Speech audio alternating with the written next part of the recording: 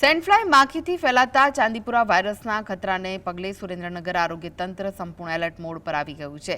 તાત્કાલિક ધોરણે સિવિલ હોસ્પિટલમાં 10 બેડનો સ્પેશિયલ આઈસીયુ વોર્ડ તૈયાર કરવામાં આવ્યો છે। આ વોર્ડમાં ઓક્સિજન, પૂરતો દવાનો સ્ટોક અને બેડ સહિતની તમામ જરૂરી સુવિધાઓ ઉપલબ્ધ કરવામાં આવી છે।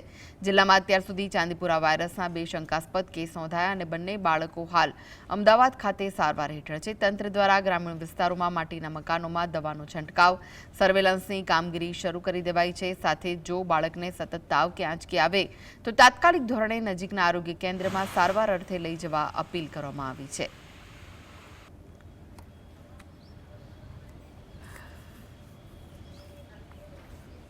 અંદર અત્યાર સુધી ચાંદીપુરાનો કોઈ પણ કેસ નોંધાયેલો નથી અને અત્રેની હોસ્પિટલ અંદર દરેક બેડ છે ઓક્સિજન ની સુવિધા પૂરા પાડવાવાળા બધા જ બેડ ઉપલબ્ધ છે।